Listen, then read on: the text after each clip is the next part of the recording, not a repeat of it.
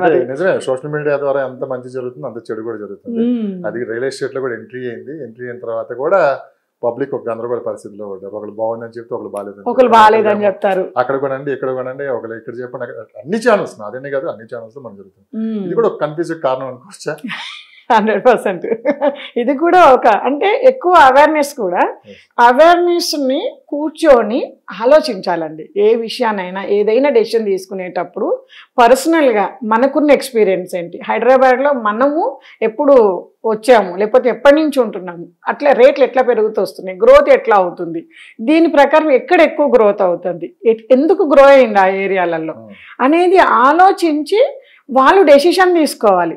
వీళ్ళు చెప్పారు వాళ్ళు చెప్పారు, సొసైటీ వాళ్ళ పర్సెప్షన్, ఎవరు చెప్పిన ఇప్పుడు నేను మాట్లాడుతున్నాను అది నా పర్సెప్షన్ అట్లా ప్రతి ఒక్క పర్సన్కి ఒక పర్సెప్షన్ ఉంటుంది.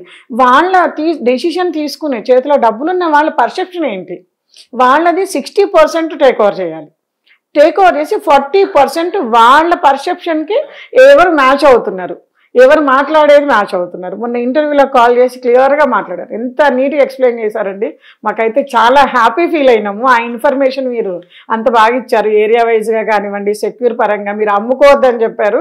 మాకు ఫోన్ చేసి టెన్షన్ పెడుతున్నారు. లోకల్లో అవుట్స్కట్స్లో లోకల్ రియల్టర్స్ బయటకు వచ్చి ఎవరైతే కొన్నారో వాళ్ళకి ఫోన్ చేసి మీది గవర్నమెంట్ దాంట్లోకి వచ్చింది మీరు తక్కువ రేట్లో అమ్మేసేయండి, లేకపోతే అసలు మీరు అమ్ముకోలేరు ముందని చెప్తున్నారంట. వాళ్ళు కూడా ఒకరిద్దరు ఫోన్ చేశారు మనం ఆ ఏరియాల గురించి మాట్లాడితే. క్లియర్గా చెప్తే చాలా హ్యాపీ ఫీల్ అయ్యారు. అరే ఇప్పుడు బెంగళూరు రోడ్డు 12 అయింది, వర్క్ నడుస్తుంది, ఆల్రెడీ 3R వస్తుంది, రెసిడెన్షియల్ కింద కన్వర్ట్ కానీ ఆప్షన్ ఉంది, హెచ్ఎండిఏలోకి వచ్చేసింది అంతా. మరి ఇట్లాంటప్పుడు వాళ్ళకి మేము ఇన్ని సంవత్సరాలు వెయిట్ చేసి 10 ఏళ్ళు 8 ఏళ్ళు వెయిట్ చేసి తక్కువ రేట్లోకి అమ్మే బదులు ఇంకో 5-6 సంవత్సరాలు ఆగడానికి మీరు చెప్పిన మాటలు మాకు ఉపయోగపడ్డాయి అనేసి చాలా హ్యాపీ ఫీల్ అయ్యారు. ఒక 2-3 అయితే ఈ విషయం మీదే కాల్ చేశారు. మంచిగా చెప్పారు మేడం. 16 సంవత్సరాలు అంత ఈజీ అయితే కాదు. ఓ మహిళగా 16 సంవత్సరాల క్రితం పరిస్థితులు ఏ విధంగా మనకు తెలుసు. ఈరోజు అంటే ట్రాన్స్పోర్ట్ పెరిగిపోయి సొంత వెహికల్స్ ఉంది, సైట్ విజిట్కి వెళ్ళడం చాలా ఈజీ అయిపోయింది. కానీ అప్పుడు పరిస్థితి అది కాదు. మీరు మీ హిస్టరీ కూడా చాలా మందికి తెలుసు, మీ వ్యూవర్స్ అందరికీ మీరు ఎలా స్టార్ట్ అయ్యారు మీ జర్నీ అనేది కూడా. ఇన్ని సంవత్సరాల ఎక్స్పీరియన్స్ మేడం. అంటే అప్పుడు డిజిటల్ మీడియా లేదు, ఇప్పుడు డిజిటల్ మీడియా. అప్పుడు పేపర్ ప్రకటనలు ఇవన్నీ చూసి కొనేవాళ్ళు. ఒక చిన్న పేపర్ యాడ్ ఇస్తే మంచి సేల్ వచ్చేదని నేను నిజంగా ఇప్పుడు నాకు ఆశ్చర్యంగా ఉండేది. ఎక్కడో మన క్లాసిఫైడ్ యాడ్స్లో ఇస్తే అది చూసి బ్రహ్మాండంగా సేల్ జరిగేది అన్నారు. అప్పుడు వేరు. ఇప్పుడు అంతా డిజిటల్కి వచ్చిన తర్వాత సోషల్ మీడియా ఎఫెక్ట్ ఎక్కువ ఉంది. మరో పక్క ఇన్ఫ్లుయెన్సెస్ కూడా ఈ మధ్య ప్రమోట్ చేస్తున్నారు విపరీతంగా. నేను ఒకటే అడుగుతున్నాను స్ట్రైట్గా, ఈ ఇన్ఫర్మేషన్ని ఎంతవరకు తీసుకోవాలి? ఇదే నిజం అనుకొని వాళ్ళు చెప్పింది మీరు అన్నారు కదా, చాలా మంచిగా చెప్పారండి, ఇంకా మీరు చెప్పిందే నాకు కరెక్ట్ అని చెప్పేవాళ్ళు చాలా మంది ఉన్నారు ఇలాంటి వీడియోస్ చూసి చాలా. కానీ దాన్ని ఎంతవరకు ఇన్ఫర్మేషన్ తీసుకొని ముందుకెళ్ళాలి అంటే మీరు ఏం చెప్తారు? ఆ ఇన్ఫర్మేషన్ ఎలా వాడుకోవాలి చూసిన వాళ్ళు? అదే నిజం అనుకొని వెళ్ళి ముందు ఇన్వెస్ట్ చేయడం కరెక్టా, లేదు 1-2 సార్లు ఆ ఇన్ఫర్మేషన్ తీసుకొని మనం కూడా దాన్ని మళ్ళీ క్రాస్ చెక్ చేసుకొని ముందుకెళ్ళడం మంచిది అంటే మీరు ఏం చెప్తారు? ఓపెన్గా చెప్తారు. అంటే వెరిఫై చేసుకోవాల్సిందే ఎవరికి వాళ్ళు. ఎందుకంటే మనం ఏ కంపెనీలో ఇన్వెస్ట్ చేస్తున్నాము, ఆ కంపెనీ బ్యాక్గ్రౌండ్ ఏంటి, రేపు మనం కన్స్ట్రక్షన్ చేసుకోవాలనుకున్నప్పుడు, రీసేల్ చేయాలనుకున్నప్పుడు ఆ కంపెనీ ఆ బ్రాండ్ వాల్యూ మీద మనకు మూవింగ్ ఎంత బాగుంటుంది, ఎంత రేట్స్, మనం ఇన్వెస్టర్స్మే కదా సార్, ఇన్వెస్ట్మెంట్ పర్పస్లోనే కాబట్టి రీసేల్ చేసేటప్పుడు కూడా మనకి ఈ బ్రాండ్ ఎంతవరకు ఉపయోగపడుతుంది అనేది చాలా ఇంపార్టెంట్. దాంట్లో నుంచే మ్యాక్సిమం వీళ్ళకు రిటర్న్స్ వస్తాయి, అది ఆలోచించుకోవాలి. డాక్యుమెంట్స్ పర్పస్లో రెడీ టు రిజిస్ట్రేషన్కి వెళ్ళేది. అదేంటంటే ఫ్రీ అప్రూవల్కి పెట్టినాము వస్తుంది, ఈ ల్యాండ్స్ జోలికి వెళ్ళకోకుండా డైరెక్ట్ రెడీ టు ఉన్నది. వీళ్ళు ఎట్లా కావాలనుకుంటే అట్లా ఉన్నాయండి వాళ్ళ సైట్స్, డెవలప్మెంట్ అయిన సైట్లు ఉన్నాయి, రెడీ టు రిజిస్ట్రేషన్ సైట్లు ఉన్నాయి, ఫ్రీ అప్రూవల్స్ వస్తున్నాయి అనేటివి కూడా ఉన్నాయి. వెళ్ళి చెక్ చేసుకోవాలి. చెక్ చేసుకుని డాక్యుమెంట్స్ అంతా చూసుకొని దాని ప్రకారం తీసుకుంటే మ్యాక్సిమం పీపుల్ అండి చెప్పేది వెరిఫై చేసుకొని కొనుక్కుంటే బెటర్ అనేదే నా ఉద్దేశం. ఎందుకంటే ఇబ్బందులు ఉండకూడదు, ట్రాన్సాక్షన్ ప్రొలాంగ్ ఉండకూడదు, ట్రాన్సాక్షన్ క్లోజ్ అయిపోవాలి. సెలబ్రిటీలు చెప్పారనో, సెలబ్రిటీస్ యాడ్ చూసి ఇన్వెస్ట్ చేస్తే అది మొదటికే అన్ని చోట్ల జరిగింది అని కాదు. సో ప్రమోషన్ లో భాగం అది, బట్ ఆ విషయంలో కూడా కేర్ఫుల్గా ఉండాలి. ట్రాన్సాక్షన్స్ అనేది ఆ కంపెనీ ఎంత చేసింది, ఎంత జెన్యూన్ గా ఉంది, మనకు ఫ్యూచర్ ఎట్లుంటది అనే దాని మీద చాలా ఫోకస్ అవును, పెట్టాలి. ఒకప్పుడు మనం మనిషిని నమ్మే వాళ్ళు ఇప్పుడు పేపర్స్ నమ్మాల్సి వస్తుంది.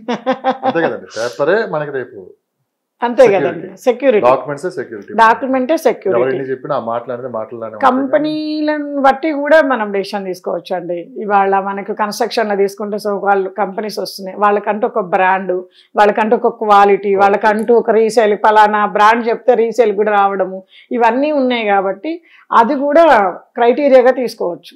ఎక్కువ మంది రియల్ ఎస్టేట్ బిజినెస్లోకి రావటం వల్ల కూడా కాస్త మార్కెట్ మీద ప్రభావం చూపించిందా? ఏం లేదండి, అంటే రియల్ ఎస్టేట్లోకి రావడం వేరే, సస్టైన్ అవ్వడం వేరే. రియల్ ఎస్టేట్లోకి వస్తారు, ఓన్లీ తెలుసుకుంటారు, వెళ్ళిపోతారు అంతే. ఎందుకనంటే నేను చూసినంత వరకు డెవలపర్స్ కూడా అట్లనే ఉంది సార్. మనకి అసోసియేట్లు ఏజెంట్స్ పరంగా కూడా అట్లనే ఉంది.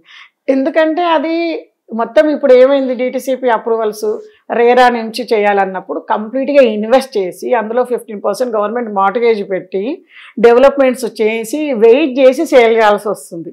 ఈ గ్యాప్ అనేది ప్రతి ఒక్క డెవలపర్ మీద పడుతుంది. మరి దాని మీద అవగాహన లేకుండా, అంత సఫిషియెంట్ ఫండ్ లేకోకుండా దాని జోలికి వెళ్తే మాత్రం బండ కింద చేరికినట్టు ఉంటుంది. మార్కెట్లో ఉన్న సిచ్యువేషన్స్ ప్రకారం, మన దగ్గర ఉన్న సేల్స్ పర్సన్స్ ప్రకారం అదైతే ఇబ్బందికరంగా అయితే ఉంది. దాన్ని బట్టి వాళ్ళు ఆలోచన చేసుకొని ముందుకు రావాలి. ప్లస్ అనాలిసిస్ చేయాలండి. ఏ వ్యాపారం చేస్తున్నా, ఇవాళ రియల్ ఎస్టేట్ పక్క పెడితే ఏ వ్యాపారం చేసినా దాని మీద మనం ఎంత ఇన్వెస్ట్ చేస్తున్నాము, ఎక్కడి నుంచి తీసుకొస్తున్నాము, ఎంత పబ్లిక్, ప్రతి ఒక్కటి ఇవాళ మనము సెజ్ కారిడార్లలో అనౌన్స్ చేసే కంపెనీకి ఎంత క్లియర్గా చెప్తున్నారు వాళ్ళు, మేము ఇప్పుడు ఎంత డబ్బులు పెడుతున్నాము, ఎంతమంది ఎంప్లాయ్మెంట్ వర్క్ చేస్తున్నారు, ఎంత ప్రొడక్టివిటీ బయటకు తీయగలుగుతాము. ఈ ప్లాన్ ఆఫ్ యాక్షన్ లేకోకుండా బిజినెస్లోకి దిగకూడదు కదా. బిజినెస్లోకి దిగకూడదు. దిగితే ఖచ్చితంగా అది మైనస్. ఒకసారి మార్కెట్ బాగుంటే ప్లస్ అవుతుంది, మార్కెట్ కొంచెము ఆగింది అంటే మైనస్లోకి కూడా వెళ్ళిపోతుంది. కాబట్టి ఖచ్చితంగా దాని మీద అనలైజ్ చేసి దిగితే బాగుంటుంది అనేది నా ఆలోచన. సేమ్ ప్రకారం ఏజెంట్ల పరంగా కూడా తీసుకుంటా అండి. ప్లాట్ కొంటావా అనేది నడుస్తుంది.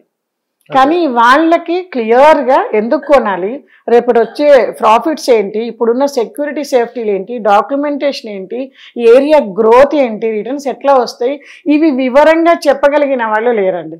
వివరంగా ఒక పర్సన్, ఒక ఫ్యామిలీనో కూర్చోబెట్టుకొని క్లియర్గా మాట్లాడేవాళ్ళు లేరు. ఎందుకంటే అంతప్పటికీ ప్లాట్ అమ్మాలి, అమ్మిచ్చేసేయాలి, కొని అంతే. వీళ్ళకి కూడా అంతే తెలుసు. వీళ్ళకి వాళ్ళు అదే చెప్తారు, ప్లాట్ అమ్మండి. ప్లాట్ అమ్మితే మీకు ఈ కమిషన్ ఇస్తాము, ప్లాట్ అమ్మండి. కానీ అసలు ఆ ప్లాట్ ఎవరికి ఉపయోగపడుతుంది, వాళ్ళ నీడ్ బేస్ ఏంటి, వాళ్ళు ఫర్దర్ ఫ్యూచర్లో గుర్తుపెట్టుకోవాలి, రేట్లు పెరగాలి, వాళ్ళ అవసరానికి ఇది ఉపయోగపడాలి. అట్లా వాళ్ళ కస్టమర్ని బట్టి వాళ్ళకి ఏ విధమైన ప్లాట్ ఇస్తే బాగుంటుంది, ఏ ఏరియాలో అయితే బాగుంటుంది అనేది ఎక్స్ప్లెయిన్ చేయగలిగిన వాళ్ళు చాలా తక్కువ ఉన్నారు. ఏజెంట్స్ ఎక్కువ ఉన్నారు. వాళ్ళు వెళ్తారు, కమిషన్ తెలుసుకుంటారు, బయటకు వస్తారు. ఎక్కువ రిక్రూట్మెంట్ అవుతుంది కానీ సస్టైనబుల్ లేదు, సేల్స్ లేవు. ఎవరైతే సీనియర్లు, ఈ ఎక్స్పీరియన్స్ ఉన్న వాళ్ళ త్రూనే సేల్స్ అవుతున్నాయి.